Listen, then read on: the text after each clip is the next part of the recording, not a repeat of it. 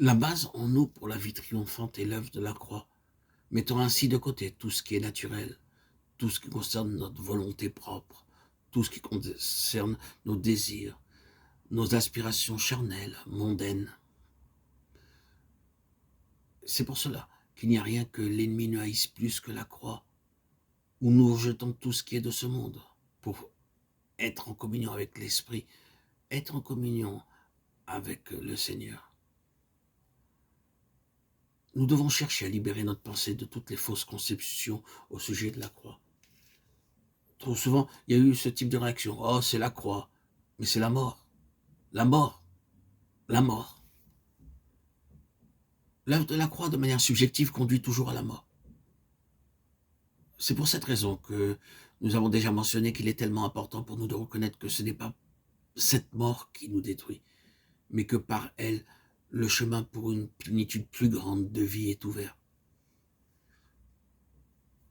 C'est la véritable vie à laquelle le Seigneur veut que nous soyons. C'est le côté positif que nous devons garder présent à l'esprit.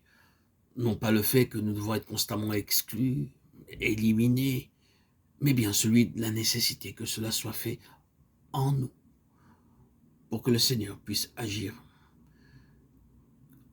en communion avec le Saint-Esprit. Il agit en nous. C'est alors le côté de la vie qui doit être par-dessus tout gardé à l'esprit. Alors même que la croix agit précisément en relation avec ce qui a été rejeté par Dieu au calvaire. Alors, est-ce bien votre besoin? Voulez-vous avoir une telle vie? Le Seigneur dit en conséquence, eh bien, ôtons cette chose-ci du chemin. Et quand il obtient cela, alors il y a la vie. Désires-tu plus de vie? Eh bien, ôtons cette chose-là du chemin, et tu auras plus de vie. Vous trouverez très rarement des personnes qui, s'étant réellement retirées elles-mêmes du chemin de Dieu dans le but d'un accroissement de vie spirituelle, n'ont pas été rapidement introduites dans une expérience désagréable et n'ont pas connu un temps difficile. Ne vous êtes-vous jamais retiré vous-même du chemin de Dieu en vue de cette chose supplémentaire, de cette chose nouvelle que Dieu vous a révélée? Et n'avez-vous pas traversé alors une période obscure, éprouvante, pénible? C'est toujours ainsi. Cela ne peut pas en être autrement. C'est normal. Le Seigneur dit seulement, veux-tu cette chose? Il y a toujours quelque chose à ôter du chemin. Il est possible que vous désiriez un accroissement spirituel parce que cela fera de vous un homme plus heureux. Ce mobile devra être ôté du chemin de sorte que vous voudrez cette chose. Non pour vous-même, mais pour lui. Lui seul, l'unique, notre Seigneur Jésus-Christ. Si vous êtes introduit dans un moment difficile, que le motif prédominant est vous-même, alors vous direz, eh bien, ça n'a pas d'importance. Je préfère ne pas l'avoir puisqu'il s'agit de l'avoir dans de telles conditions. Cela est la façon égoïste de considérer la chose. Par contre, si vous êtes dans une période sombre en relation avec cette chose et que vous arriviez à dire, quoi qu'il m'en coûte, quel que soit le prix à payer, le Seigneur doit avoir cette chose dans ma vie. C'est une preuve évidente que vous êtes arrivé à cela par l'exclusion de vous-même. Et le Saint-Esprit conduit toujours à ce résultat. C'est une victoire.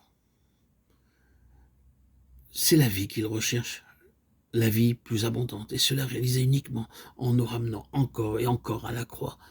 La croix est fondamentale pour la vie, parce que c'est là que le Seigneur Jésus a vaincu la mort.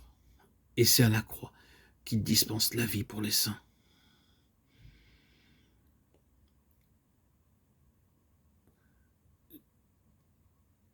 Le Seigneur nous introduit continuellement dans la vie. C'est la vie qu'il recherche en nous, cette vie plus abondante. Et pour cela, il faut qu'il s'établisse en nous. Laissons-lui la place. Et réalisons que c'est uniquement par la croix, en faisant abstraction des choses mondaines, des choses de la chair, des convoitises de ce monde et de ses désirs, que nous pourrons obtenir en communion avec le Saint-Esprit cette vie abondante que le Seigneur aspire tellement, désire tellement que nous établissions en nous.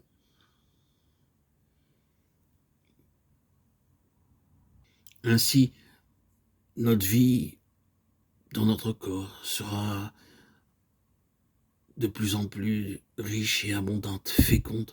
Nous rayonnerons de la vie de Christ, car le Seigneur sera établi en nous.